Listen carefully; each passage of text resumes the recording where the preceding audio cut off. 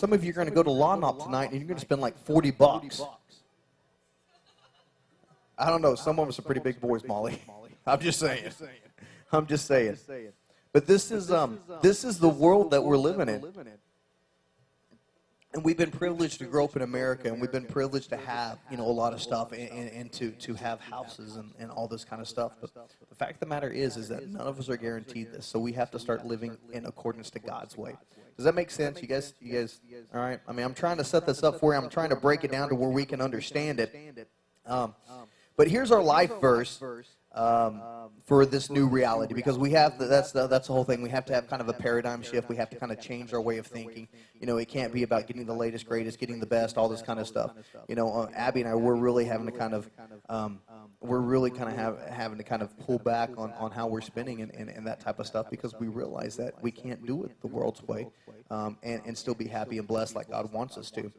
So this new reality, this verse is found in Colossians 1:16. Everything was created through him and for him. We've already said that God owns it all. He is the source. He is the owner. And that we are called to be stewards. And steward is basically a term for manager, which basically means that when God gives us the ability to go out and make money, that money is not mine, okay? I manage the money that God has allowed to come into my life. So when you go out and you work, Haley, when you're working at the YMCA, okay, well, wherever you work. I thought you worked at the Y. Okay, not anymore. All right.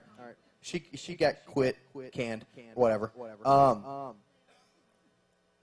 Wherever you guys work, whatever your job is, whether it's allowance, that's not your money. And the sooner we can understand that, the better our life is going to be.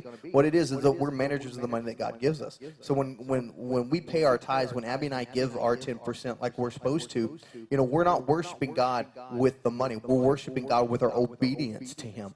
And the Bible actually tells us that obedience is better than sacrifice. So many of us, we look at it like, especially with adults, when you guys have to pay bills and you've got, you guys would not even believe the bills we have to pay right now. I mean, it's crazy the stuff that people want money for everything. Bunch of greedy poo-poo heads.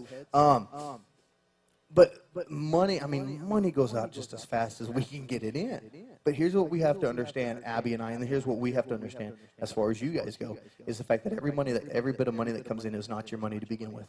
It's God, and all you're doing is managing it. God is the owner of your life. Especially if you've given your life over to him, God owns it. All right? Jesus is the Lord of your life. He's taking control, so everything that comes in and out of you belongs to him. So that's why whenever we worship God, whenever we come up here, whenever you guys go out on dates, and I tell you guys that the purpose of, that your responsibility is to make sure that girl is as pure when she comes home as she was when she left. And that doesn't mean that if she did everything under the moon, that it's open game for you, okay?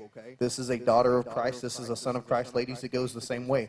Some of you ladies are a whole lot more, shall we say, frisky than the guys in here, all right? And you guys need to control yourself just as well. That was free. That's not even part of my message. I just thought I'd throw that out there. Yeah, that's a good one. But the fact of the matter is that in Colossians 1:16 it says everything was created through him and for him. Everything belongs to God. This one guy, Randy Alcorn, this is what he said. He said, our stewardship, our management of our money and possessions becomes the story of our lives. So the way you handle what God has put in your life is that's your story. And you're going to be judged for everything that you do with all of that when you stand before God. Giving is not something that comes naturally to us. It's vital importance that we recognize the source. Giving is not something that comes naturally to us. We like to have complete control over our money. You worked for your money. You did the errands. You got the job. It's your money, so you can get a car, so you can get insurance, so you can get that new guitar, so you can get whatever it is you're trying to get. You have the right to spend it any way you want to, right? False. It's not right. 1 Timothy 6:17 says, teach those who are rich in this world not to be proud and not to trust in their money, which is so unreliable. Their trust should be in God, who richly gives us all we need for our enjoyment. Let me read that again. Teach those who are rich in this world not to be proud and not to trust in their money, which is so unreliable. Their trust should be in God, who richly gives us all we need for our enjoyment. God is the source who gives us all we need. You may have worked hard, but God gave you the breath, the health, the strength, and the intelligence, for most of you, to do your job. God gifted you with every ounce of money-making ability that you have. And that's what we have to understand. That's what I want you guys to understand. Even at this early age, even though I know most of you, I know you guys aren't working full-time jobs and you have school and all this kind of other stuff. But if you really want to succeed in life, you've got to start doing things God's way and not the world's way. There's something that we've been doing here at Journey called Financial Peace, and there's a guy that leads it. His name is Dave Ramsey, and this is what he says. He says, we buy things we don't need with the money that we don't have to impress people that we don't even like. And that's really how we live our lives. You know, so many times it's like, well, I've got to have these jeans. Look, there was a time in my life when, like, I would go to the Buckle, and you guys ever shop at the Buckle? Okay. It's like $90 shirts that you get at Walmart for like $12. You know what I'm talking about? I mean, that's the way it is. I don't know. There's something about $90 jeans that make my rear look good. But, you know, I've settled with the Walmart jeans. My rear doesn't look as good, but it's still stunning. But Dave Ramsey says we buy things we don't need with money we don't have to impress people that we don't even like. And so many of you guys, even now, that's where you live your life. Well, you know, if I can dress like this, if I can have this kind of stuff, if I can have a nicer car, I don't need a car that gets me from A to B. I need a car that gets me from A to B that looks good, that I look good in, with a killer sound system, and, you know, neon lights, whatever, spinners, rims, whatever. You know, I mean, that's hydraulics. Yeah, let's flip the switches. Yeah, because we gangster. We lowriders. What? But I mean, that's the way we live. You know, and this holds true for Christians. You know, the average household consumer debt, which means is how much somebody owes that doesn't belong to them, is in 2003 was over $18,000. That means the average person owed over $18,000 that they didn't have, that they didn't make. And guys, if we're not careful, it's going to be the same way for us. You know, the government has actually had to come in and put laws in place. And if you ever go to a store when you turn 18 and they ask you to apply for a credit card, do not get the credit card, okay? Because they will charge you the most amount of interest that the government will legally allow them to charge, which I think at this point is 23%. So that means if you're going to go buy something that's $100, you're going to end up paying over $123. You know, you're giving them $23 just so you can have it now instead of waiting. And then that multiplies quickly. Yeah. Lives and families are being destroyed because we have fallen into this this consumer, I have to have it now, I want it now mindset. And this is what we have to get out of. Instead of living out our finances God's way. You know, like the people that we've talked about who may be addicted to drugs or whatever, we're committed as a church to go to any length to help you guys to begin to live your life and handle your finances God's way. Because if we're honest, even inside our church, I'd say probably the majority of our church members are addicted to money. We have to have a credit card. You know, we have to pay things. You know, I can't afford it now, so I'm going to put it on the credit card. Or I need to have a bigger house. Or I need to have a new car. I can't just go get a car. I have to have a new car. I mean, this is just the way that that we've grown up, and this is where our minds are. But this whole consumerism thing is grounded in a sinful, selfish, self-centered, ownership, prideful paradigm that causes us to want to keep up with the Jones, keep up with the people, be as cool, look as good, dressed in as nice clothes as everybody else. But God's way is a selfless, God-centered, others-oriented management and generosity paradigm that results in peace. You know, those of us who are Christians have come to the realization that everything begins and ends in God. You guys understand that? When I say everything begins and ends in God. The Bible tells us that it's in God that we live, we move, and we have our being. That means everything about my life I want to be encompassed in God. I don't fit God into my life. I fit my life into God. And that's a big thing that we have to understand is, look, if you have God compartmentalized in your life and you're saying, okay, I'm going to give God Wednesday nights, I'm going to give God Sundays, and when I'm in front of my parents, I'm going to act like a Christian, or when I'm in front of my youth pastor or whatever, I'm going to act like a Christian. But when I get on Facebook or when I go out, I'll cuss, I'll smoke, I'll drink, I'll do all this kind of stuff that I know I'm not supposed to do. I'll go too far with my girlfriend, whatever, I'll do that. What you've done is you've compartmentalized God. You say, God, I'm going to try to give you this.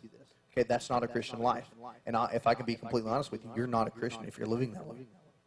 Plain and simple. You're not. And I'm not saying that to be mean. I'm saying it to help you guys realize that a God-centered life is a life where you fit your life into what God wants, and you manage your life the way that God wants. You know, my prayer is today that during the course of this, this message, that we're going to be thinking and replacing some of our old ways of doing things with a new way of doing it. And really the first thing you have to do is you have to tithe. I mean, you have to tithe because that money's God's.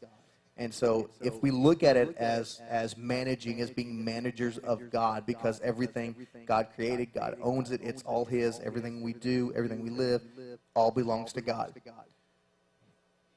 If you were a manager at a store and so much money comes in, and the boss tells you, okay, I want you to take this 10% and I want you to put it back in the safe, and then the rest of the 90%, I want you to use it to manage this store. How many of you know that if you took that 10% and you didn't put it in the safe and you did whatever you want with it, how many of you know you probably would not last at that job very long? You guys understand what I'm saying? So in the same way, God has called you to manage your life. And He's saying, I want you to take this 10% and I want you to put it back. And I want you to use the rest of this 90% to manage your life. But what we do is we go and we try to spend the 100%, and then we try to borrow some more and borrow some more and borrow some more, to where we're so far over our heads in debt that we don't even realize what's going on. And I know some of you guys are like, credit card, what, debt, what, check, what's that? I'm not even good with numbers. I understand that a lot of you guys aren't there yet. But how many of you guys said, hey, Mom, Dad, can I borrow $15 and I'll pay you back when I get my paycheck this week? Yeah? Yeah? And then that paycheck comes and like you've already spent the paycheck before you get back to your parents. You're like, oh, it's good. I'll get you on the next paycheck. It's all good. And then sometime before you get that next paycheck, can I borrow another $20? And then by the time the summer's over, you're having to work like extra overtime just to pay back your parents. You guys know what I'm talking about? How many are there? Come on, be honest. Yeah. That's exactly the same thing that your parents are doing with banks and with credit cards. And that's how we have to that's where we have to stop living our life. God's theme for our series is to excel. And our desire in 2011 is that you excel in your faith and in your life. And honestly, when it comes to money, we don't want the church to be addicted to money. I don't want you guys to get caught up in this whole consumerism, this whole I got to have it now. I want the latest, greatest. I promise you, in March of 2012, there's going to be another iPad. Okay? All right? Guaranteed. Every June, they release a new iPhone. This stuff always comes out. There's always going to be something new. There's always something going to be greater. There's always going to be something better. We don't live our life according to what the world says is greater, better, or whatever. We live our lives according to what God says, and that's where we have peace. And when it comes down to it, peace is what we all need in our life. Some of the most